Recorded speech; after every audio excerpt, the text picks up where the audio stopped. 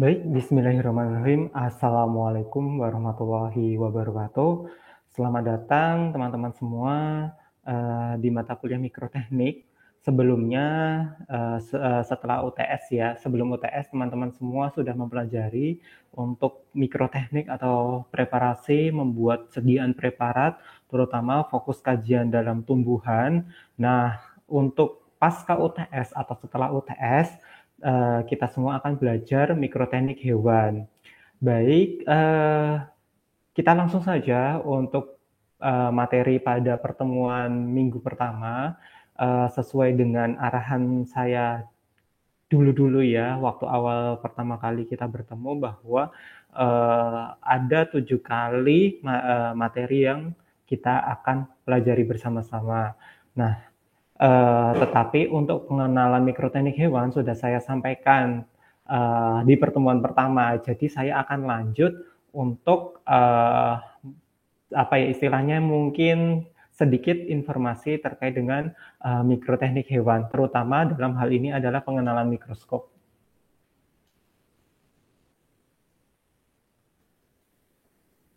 Baik, langsung saja untuk materi pada pertemuan pertama, yaitu adalah pengenalan jenis-jenis mikroskop. Kemudian untuk minggu kedua itu kita akan belajar metode APUS, terutama metode APUS ini erat kaitannya dengan sitologi. Jadi pengamatan seluler, sel-sel yang kita bisa lihat secara mikroskopis, ada beberapa yang kita bisa gunakan dengan cara metode APUS. Kemudian pertemuan ketiga kita menggunakan metode parafin, ini yang sering kita gunakan, bagaimana modelnya, bagaimana metodenya, bagaimana preparasinya. Untuk pertemuan tiga nanti kita akan belajar bareng-bareng.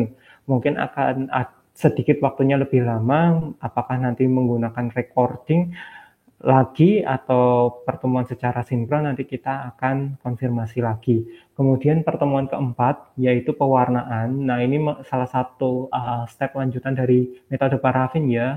Ada beberapa jenis pewarnaan terutama histokimia. Itu nanti kita akan pelajari bareng-bareng di minggu keempat. Kemudian ada sedikit metode yang lain, salah satunya adalah Wolmon dan Arab. Jadi Arab itu bukan negara atau orang Timur Tengah ya, tetapi ini merupakan salah satu teknik untuk melihat preparat tulang, yaitu alizarin red dan alcian blue. Jadi kita singkat dengan Arab. Kemudian pertemuan kelima nanti histofotometri. Nah, untuk histofotometri itu nanti kita akan belajar menggunakan salah satu aplikasi. Sebenarnya banyak sih aplikasi yang bisa kita gunakan, tetapi menghemat waktu dan lebih gampang ya. Maksud saya adalah jauh lebih mudah teknisnya. Jadi kita nanti menggunakan aplikasi image raster.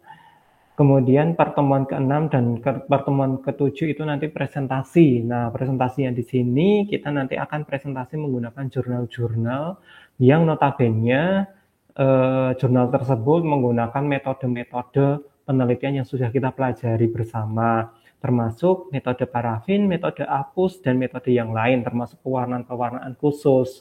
Oleh karena itu, saya minta tolong teman-teman, mulai dari hari ini silakan nanti presentasi mulai presensi kok presentasi. Mulai presensi. Nah, hasil yang nanti kalau sudah selesai presensi, daftar tersebut yang nantinya akan saya jadikan apa ya istilahnya kelompok untuk presentasi jurnal. Kemudian materi atau jurnal yang nantinya teman-teman presentasikan itu nanti saya berikan. Mungkin dalam minggu ini insya Allah nanti saya siap, kalau sudah siap ya, nanti saya akan berikan jurnal-jurnal yang teman-teman bisa presentasikan. Penugasannya itu adalah teman-teman cukup membuat PPT yang kemudian pada minggu ke-6 dan ke-7 itu nanti saya berikan jadwal presentasi per setiap kelompoknya, kemudian teman-teman silakan mempresentasi dari jurnal yang sudah ditelaah. Jadi nanti teman-teman dimohon untuk aktif saling bertanya, diskusi interaktif, Kemudian belajar benar-benar dengan jurnal yang sudah saya berikan. Jadi jangan asal presentasi, karena kalau asal presentasi menandakan bahwa teman-teman tidak membaca dan tidak mempelajari referensi dan jurnal yang sudah saya berikan. Gitu ya. Baik, sekarang kita akan masuk ke materi pengenalan mikroskop. Nah, pengamatan mikroteknik atau pengamatan jaringan dan pengamatan sel itu pasti menggunakan alat bantu, di mana mata kita itu tidak bisa mengamati pengamatan secara mikroskopis karena perbesaran yang kita gunakan itu tidak bisa melihat perbesaran yang sangat kecil. Kita harus menggunakan alat bantu berupa lensa. Nah, lensa tersebut kemudian didesain khusus menjadi sebuah alat yang kita sebut sebagai mikroskop. Terdapat berbagai macam jenis atau tipe dari mikroskop tergantung dari penggunaan ataupun tergantung dari sumber cahaya yang digunakan.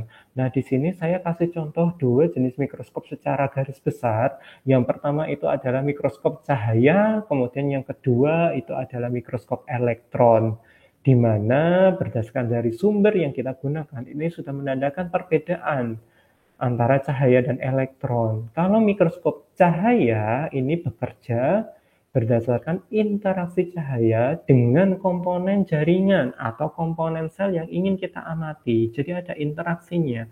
Cahaya sebagai sumber istilahnya itu yang nantinya akan membantu penglihatan mata kita, kemudian komponen jaringan atau seluler yang kita amati sebagai objek.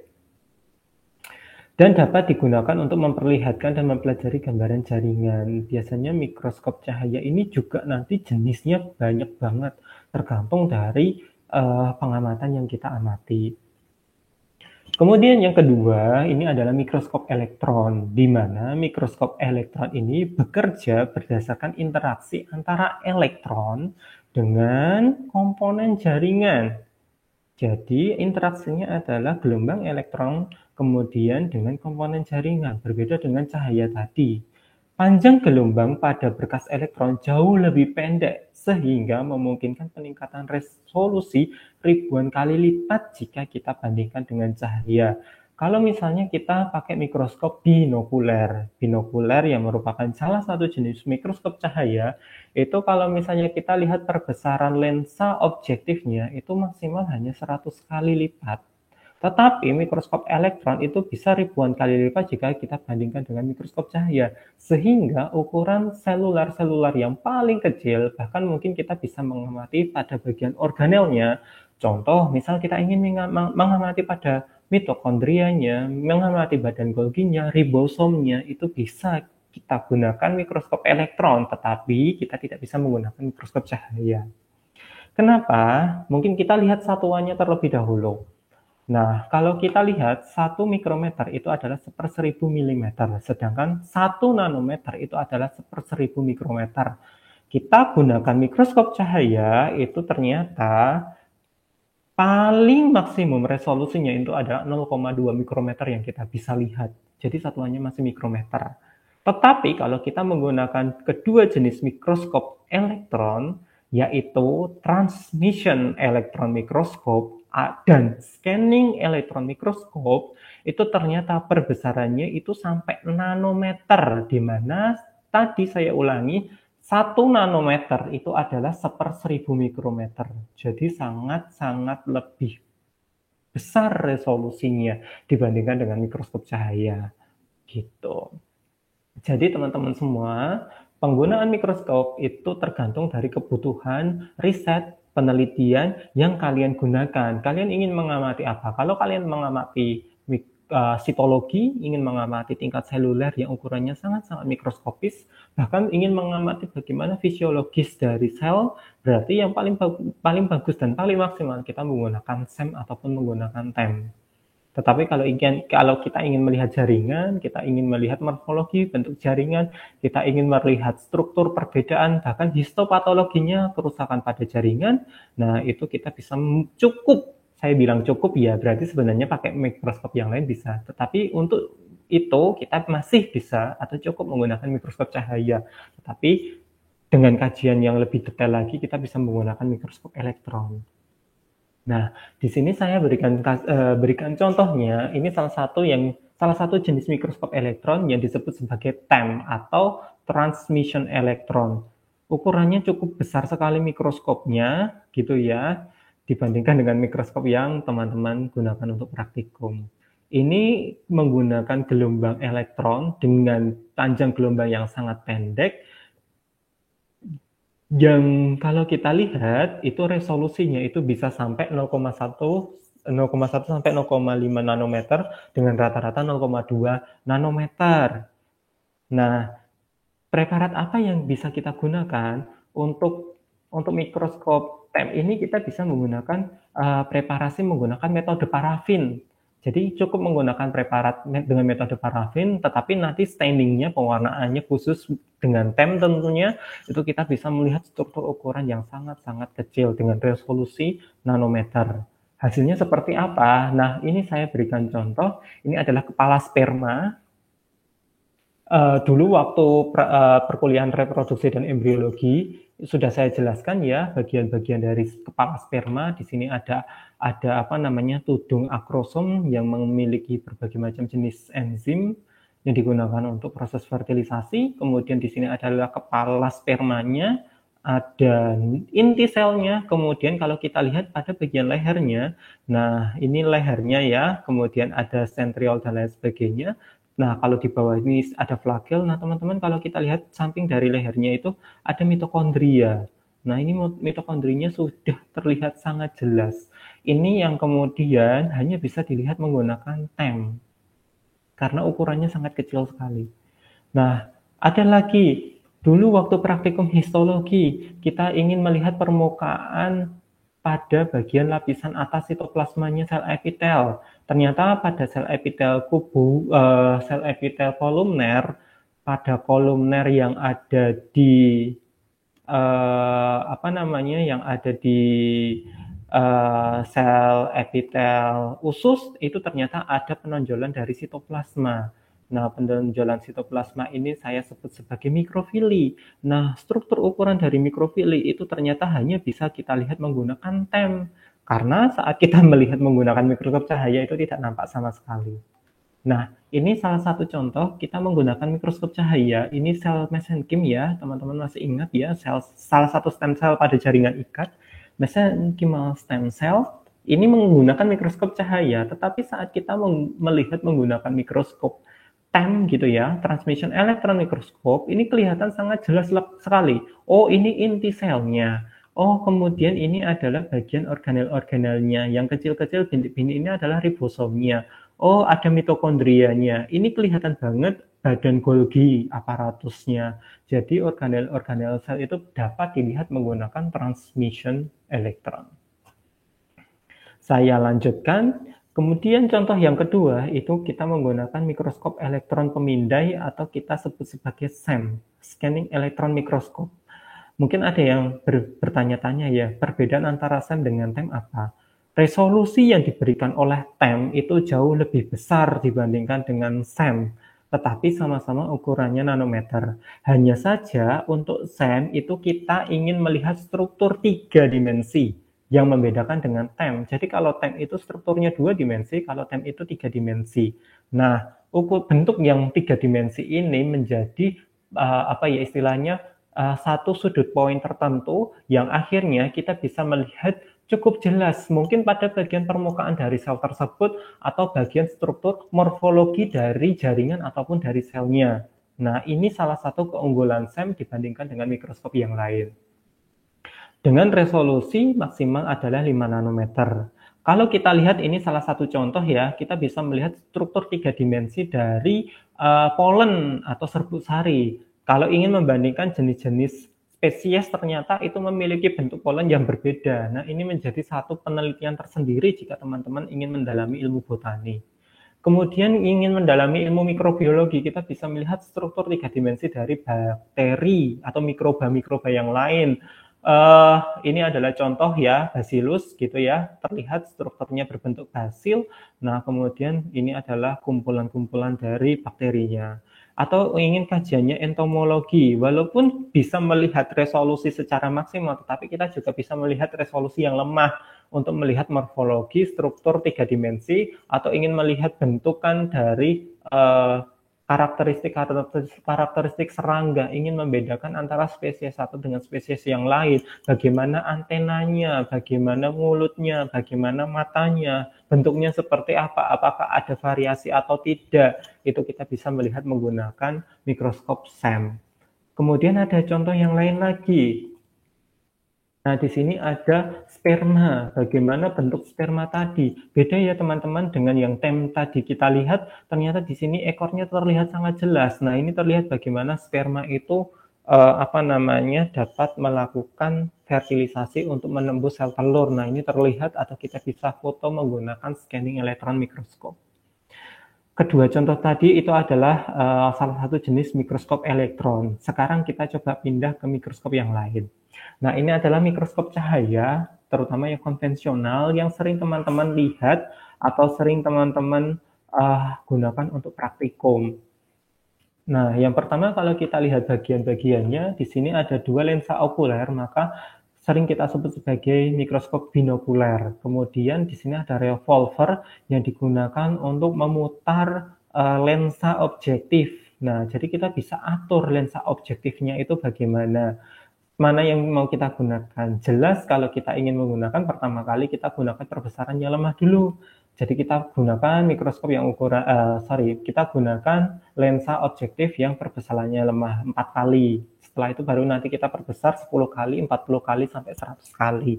Tetapi memang kalau untuk mikroskop cahaya konvensional ini perbesaran 100 kali, ini agak sedikit susah. Jadi kita bisa menggunakan bantuan yaitu menggunakan minyak imersi di bagian preparatnya agar perbesaran 100 kali itu terlihat jauh lebih jelas.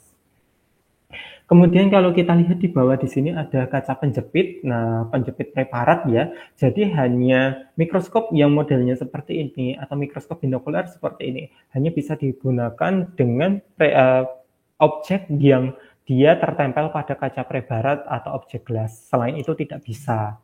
Kemudian kalau kita lihat di sini ada sumber cahayanya ya, dari listrik sumber cahayanya. Jadi kita menggunakan sumber listrik.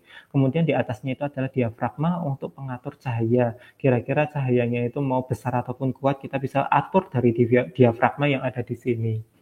Kemudian di sini ada penggeraknya untuk menggerak meja benda di sini, mau kiri kanan atau maju mundur. Kemudian yang di bawah di sini adalah untuk memfokuskan lensa objektifnya.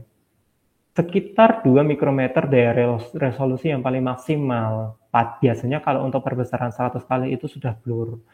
Penangkapan gambar kita bisa menggunakan alat bantu yang lain. Salah satu contoh adalah OptiLab yang ada di lab kita gitu ya. Dan aplikasi pengukuran skala gambar itu dapat menggunakan AMscope dan Image Raster. Nanti kita di minggu keberapa ya saya lupa, nanti kita akan belajar bagaimana cara pengukuran skala gambar tersebut.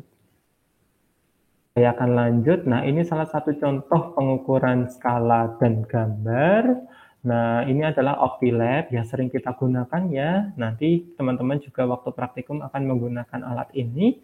Kemudian nanti, nah ini ada yang lain lagi, bentuknya Sigma gitu ya, beda merek gitu kan.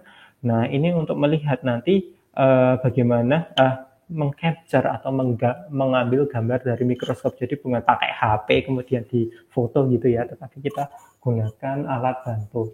Kenapa? Karena untuk morfometri, terutama histofotometri atau histomorfometri, itu kalau misalnya kita ingin melihat atau ingin mengukur ukuran sel, mengukur luas bisa, kita ingin mengukur diameter sel itu bisa, atau diameter dari jaringan, ingin mengukur diameter dari pulau-pulau Langhans, atau ingin mengukur panjang vili, ingin mengukur luasan myofiber atau serabut otot. Nah, itu kita bisa menggunakan aplikasi tersebut. Sehingga penelitian yang kalian gunakan atau riset-riset yang kalian lakukan itu akurat, ada satuannya. Jadi bukan asal, oh ini besar, ini kecil, dasarnya dari mana. Kita juga harus bisa mengukur ukuran luasan, ukuran panjang, ukuran tinggi dari sel-sel tersebut. Nah, ini saya kasih contoh ya. Kita bisa mengukur area atau luasan dari satu sel. Ini sel goblet pada vili itu kita bisa ukur. Kemudian yang lain lagi, ini misalnya Fili ya, Fili yang panjang itu, oh panjangnya itu berapa sih? Nah, nanti keluar satuannya berapa. Nah, ini salah satu contoh Kryptoliberkun pada Fili, oh 76,09 mikrometer. Itu kita bisa ukur, sehingga nanti kita bisa bandingkan antara jaringan satu dengan jaringan yang lain. Banyak sekali manfaat dari histologi, bisa dari pengukuran, kemudian yang kedua adalah histopatologi, kerusakan. Untuk mengetahui kerusakan, ya kita bandingkan antara sel normal dengan sel yang rusak, atau sel normal dengan sel yang mengalami penyakit. Apakah sel itu bisa mengalami inflamasi, jaringan tersebut mengalami inflamasi, ataukah sel tersebut mengalami kematian sel, apoptosis atau nekrosis. Nah, itu kajiannya nanti kita ke histopatologi. Bagi yang teman-teman yang tertarik bisa mendalami di mata kuliah pilihan histopatologi.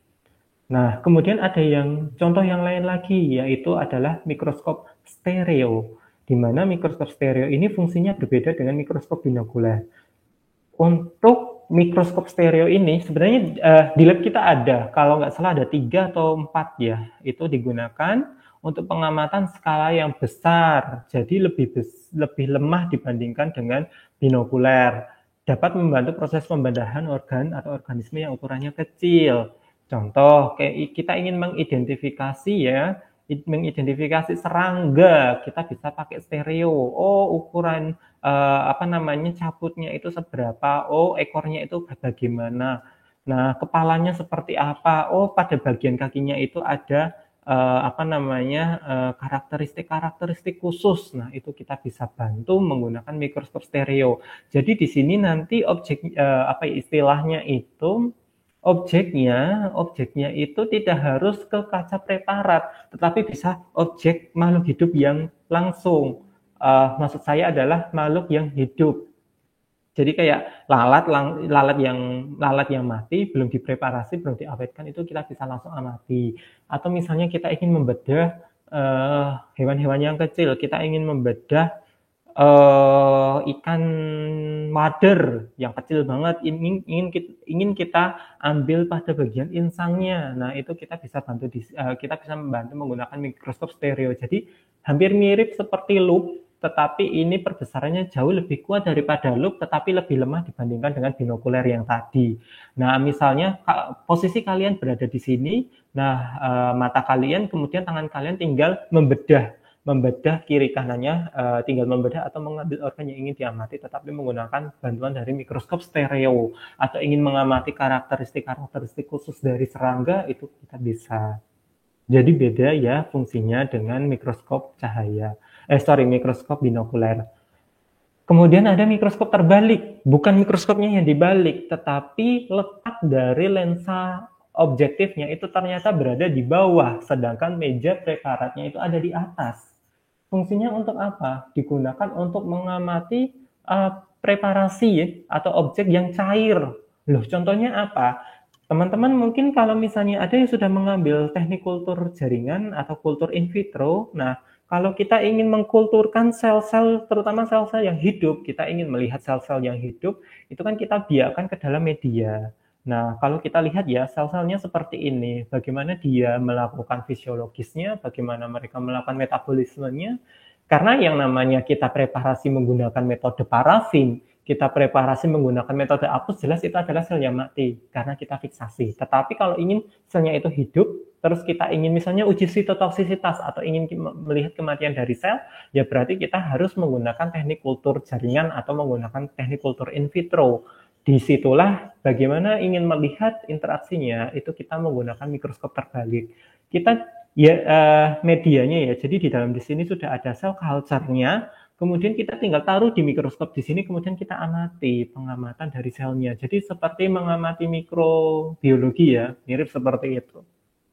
Banyak ya sel kultur, ini salah satu contohnya stem cell, sel sperma, atau sel telur, atau sel kanker, itu kita bisa menggunakan mikroskop terbalik. Semoga paham, saya lanjutkan. Kemudian ada lagi metode mikroskop fluorescence. Nah, ini agak karakteristiknya itu khas. Bila zat tertentu disinari cahaya dengan panjang gelombang yang sesuai, Zat tersebut dapat memancarkan cahaya dengan panjang gelombang yang lebih panjang, atau kita sebut istilah ini adalah fluoresensi. Sediaan biasanya disinari menggunakan sinar UV. Nah, di sini kita aplikasinya adalah menggabungkan zat fluoresen dengan molekul penanda yang spesifik terikat pada komponen sel tersebut. Metode pemulasannya adalah histokimia. Nanti kita akan belajar bagaimana pemulasan histokimia. Zat fluoresen itu tampak sebagai partikel yang halus mengkilap dengan latar belakang gelap. Gini teman-teman, mungkin saya akan memberikan gambaran yang sederhana sekali untuk mikroskop fluoresen ini. Teman-teman mungkin sering melihat SpongeBob ya, atau hewan-hewan laut, di mana makhluk hidup atau organisme yang berada di dasar laut itu dia memancarkan cahaya yang bisa terang di kondisi yang sangat gelap. Nah, metode itu yang sebenarnya kita gunakan. Zat-zat fluoresen itu kemudian kita pelajari, kemudian kita aplikasikan kepada sel. Sehingga sel target saja. Jadi ada istilah target. Targetnya mana? Karena komponen jaringan itu tersusun atas banyak sel dan banyak sel atau matriks ekstraseluler atau komponen-komponen yang lain. Misal, kita ingin target di dalam tubulus seminiferus, kita ingin target sel spermatozoa. Berarti ya kita hanya akan memberikan penanda pada spermatozoa saja, sedangkan target-target yang lain itu tidak akan terbaca. Nah, setelah kita kasih penanda fluoresen, hanya sel spermatozoa yang nantinya mengkilap, sedangkan keadaan yang lain atau kondisi yang lain, sel-sel yang lain itu akan gelap atau gelap ya, peteng bahasa Jawanya, gelap. Sehingga hanya spermatozoa saja yang mengkilat atau menyala. Itulah yang disebut sebagai fluoresen. Jadi target-target tertentu. Berbeda dengan pewarnaan hematoksilin eosin yang semua selnya akan terwarnai, hanya membedakan antara sitoplasma dengan inti sel saja. Saya kasih contoh. Contoh misalnya di sini pewarnaan jingga akridin itu dapat bergabung dengan DNA dan RNA. Atau pewarnaan DAPI secara spesifik itu akan mengikat DNA yang digunakan untuk memulas inti sel yang menghasilkan fluoresen biru. Saya akan kasih contoh pewarnaan DAPI tersebut.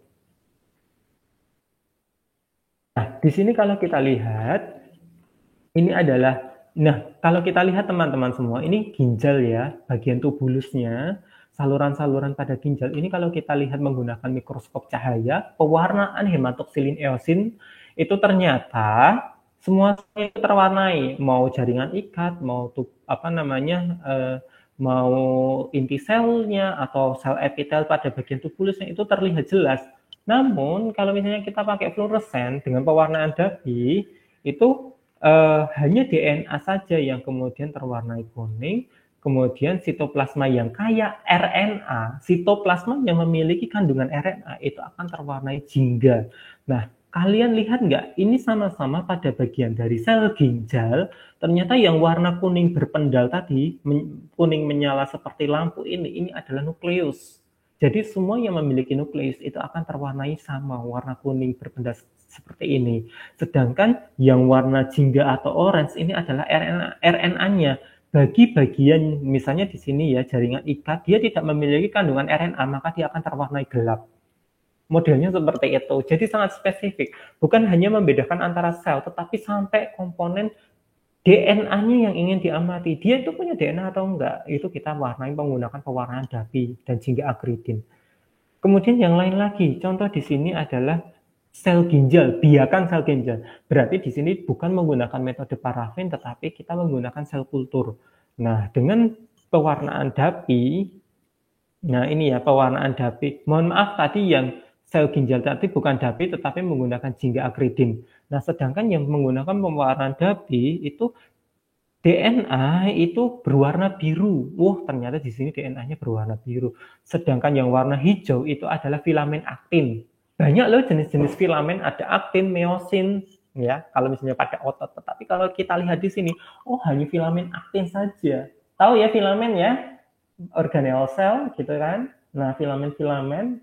Nah, serabut-serabutnya ini sangat terlihat jelas warna hijau karena kita menggunakan pewarna paloidin. Nah, hanya filamen aktinnya dan hanya inti selnya yang terlihat. Organel sel yang lain, filamen yang lain, mitokondria, kemudian ribosom dan lain sebagainya tidak terlihat, hanya filamen aktin dan inti sel. Jadi sangat spesifik digunakan untuk riset atau penelitian tertentu. Memang harganya relatif jauh lebih mahal dibandingkan dengan pewarnaan standar. Oke, baik. Mungkin itu saja yang bisa saya berikan untuk pertemuan pertama pada siang hari ini. Kemudian setelah ini saya akan memberikan penugasan sehingga saya boleh meminta tolong teman-teman semua segera untuk presensi. Kemudian mungkin besok saya baru akan mengirimkan kelompok-kelompoknya. Mungkin hari ini saya akan mengirimkan materi atau jurnalnya. Itu saja, semoga bermanfaat materi yang saya berikan. Saya akhiri, sekian terima kasih. Wassalamualaikum warahmatullahi wabarakatuh.